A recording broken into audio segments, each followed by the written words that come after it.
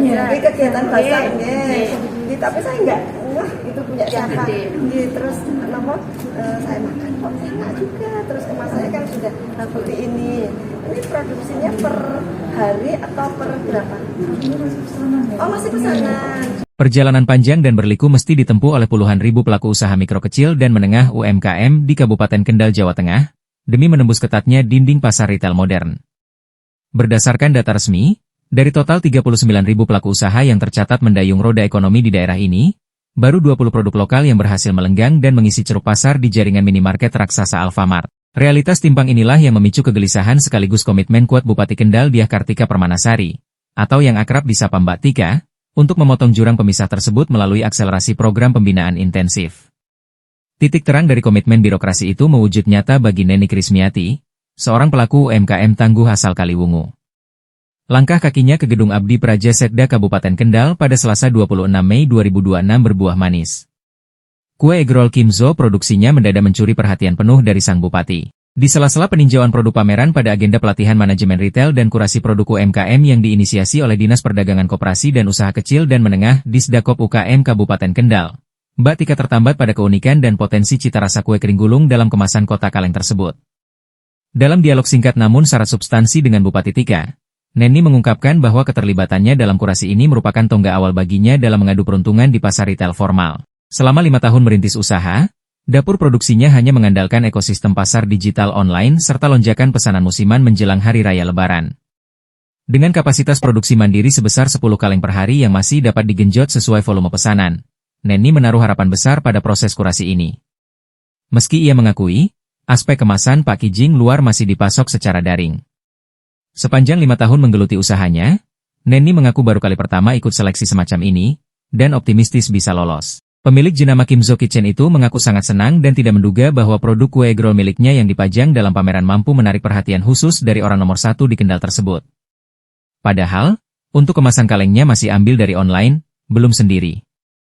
Langkah taktis pemerintah Kabupaten Kendal di bawah kepemimpinan Mbak Tika memang tidak main-main. Melalui stimulus pelatihan ini, pemerintah daerah mematok target ambisius namun realistis, yakni meloloskan sedikitnya 50 produk lokal baru ke dalam jaringan retail modern sepanjang tahun ini. Mbak Tika meyakini, secara kualitas dan determinasi, produk asli Kendal memiliki daya saing yang setara dengan produk dari daerah mapan lainnya. Guna meringankan beban operasional pelaku UMKM dan mendorong mereka naik kelas, Bupati juga menegaskan regulasi fiskal daerah yang sangat berpihak, bahwa UMKM dengan omset di bawah 500 juta rupiah per tahun dibebaskan sepenuhnya dari pajak pendapatan.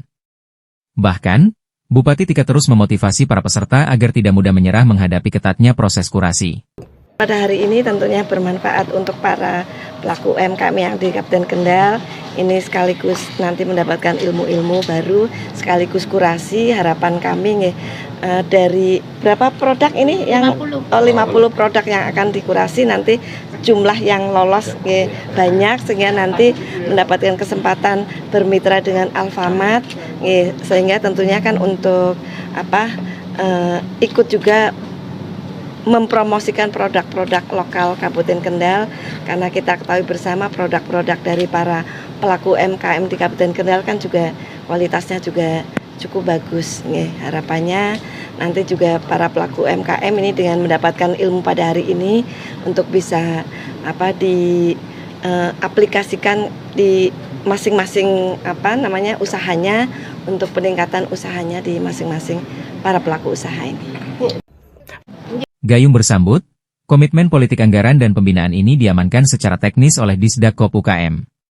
Kepala Bidang UMKM Litriawan Duyati menerangkan bahwa pelatihan yang diikuti oleh 50 pelaku UMKM terpilih ini sengaja difokuskan pada 2 fundamental utama, yaitu penataan visual kemasan, packaging, dan tata kelola keuangan internal. Langkah intervensi ini diambil agar produk lokal tidak hanya unggul dari segi rasa, namun memiliki daya pikat visual dan kesiapan manajemen saat bersaing di rak komersial berskala modern.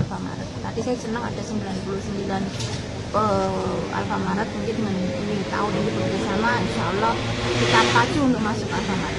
20 ya, ini yang belum ini belum ya. Di sisi lain, korporasi retail menyambut baik ikhtiar ini dengan tangan terbuka namun tetap menjunjung tinggi profesionalisme bisnis.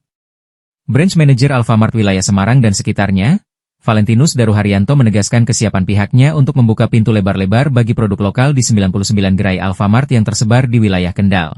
Kendati demikian, Daru mengingatkan adanya parameter seleksi ketat yang wajib dipenuhi, terutama menyangkut konsistensi mutu, kesesuaian standar harga, kepemilikan sertifikasi halal, serta kesiapan stok dan kontinuitas pasokan.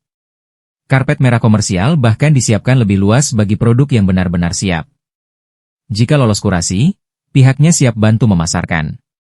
Terlebih jika sudah di ACC manajemen, produk tersebut juga bisa masuk ke 481 toko Alfamart di seluruh cabang Semarang.